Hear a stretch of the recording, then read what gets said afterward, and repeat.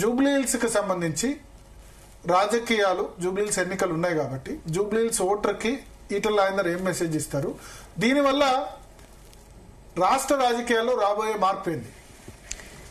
నేను ఒకటే ప్రజలకు విజ్ఞప్తి చేస్తున్నా, మీకు ఇచ్చిన హామీలు అమలై ఉంటే 2,500 రూపాయలు ప్రతి నెల మహిళకు, 4,000 రూపాయలు నిరుద్యోగ బిడ్డకు ఉపాధి వృత్తి, ఇవాళ ప్రతి మహిళకి రుణాలు, మీ పిల్లలకు ఫీ రియంబర్స్మెంట్ వస్తే మీరు బాగుండేది. ఇవన్నీ ఇవ్వకుండా ఇవాళ ఓటుకొచ్చి కాంగ్రెస్ పార్టీ ఇచ్చే 2,500 రూపాయలకు అక్రమంగా సంపాదించిన డబ్బుతోటి మళ్ళీ బీఆర్ఎస్ పార్టీ కూడా 1,000 రూపాయల చొప్పున ఇచ్చే పద్ధతికి మనం కనుక భవిష్య ఓట్లేస్తే మళ్ళీ ఇదే పాత పద్ధతి ఉంటుంది. అది దోపిడీ నిండాలు చేసినట్టు అవుతుంది. కాబట్టి ఈ ప్రలోభాలు, ఈ డబ్బులు, ఈ మద్యం దీన్ని ధ్వంసం చేసి ధర్మానికి పట్టం కట్టమని చెప్పి కోరుతున్నారు. మీ పార్టీకి సంబంధించి ఇప్పుడు ఈ ఎలక్షన్లో కిషన్ రెడ్డిని అందరు కలిసి ఒంటరి చేశారు అని వినిపిస్తుంది. రెస్పాన్సిబిలిటీ కిషన్ రెడ్డి అని ఎందుకంటే ఇప్పుడు మా పార్టీ అభ్యర్థి ఆయన, మా పార్టీ ప్రకటించిన అభ్యర్థి ఆయన.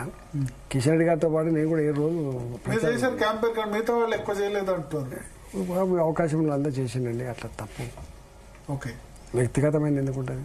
ఓకే, ఒకవేళ కాంగ్రెస్ పార్టీ ఓడిపోయింది అనుకోండి ఎలక్షన్ లో, ఎట్లా ఉంటుంది? రేవంత్ రెడ్డి ముఖ్యమంత్రి కంటిన్యూ అవుతారా? వారే అవన్నీ ఆ డెప్త్. కాంగ్రెస్ పార్టీలో ఎవరు ముఖ్యమంత్రి ఉండాలని మేము చెప్పేటోళ్ళం కాదు, మా సబ్జెక్ట్ కాదు అది. బట్ అక్కడ మంత్రుల మధ్య గొడవలు ఇవన్నీ నడుస్తున్నాయి కదా, ఇష్యూస్ అవన్నీ కాంగ్రెస్ పార్టీ మొదటి నుంచే ఉన్నాయి, అవి కొత్తగా లేవు. Okay, next final question. Next 3 years అంటే 2028 డిసెంబర్లో ఇంకా ఎలక్షన్ 3 సంవత్సరాలు మాత్రం ఉంది. 3 years లో ఈటల కార్యాచరణ ఎట్లా ఉండబోతుంది? రాష్ట్ర రాజకీయాలు ప్రధానంగా ఫోకస్ చేస్తారా? కేంద్ర మంత్రిగా పోతారా? తెలియదు. అసెంబ్లీ కంటెస్ట్ చేస్తారా? పార్లమెంటా? మళ్ళీ ముందు ముందు చెప్తా. థ్యాంక్ యూ ఈటల రాజేందర్ గారు జీవితం న్యూస్ కోసం మీ అమూల్యమైన సమయం కేటాయించినందుకు. సో ఒకసారి పోల్ సంబంధించి డీటెయిల్ చెప్పండి. ఈటల రాజేందర్ ముఖ్యమంత్రి అవుతారని భావిస్తున్నారా ఎప్పటికైనా అంటే 79% అవునని చెప్పారు, కాదు అని 21% చెప్పారు సార్.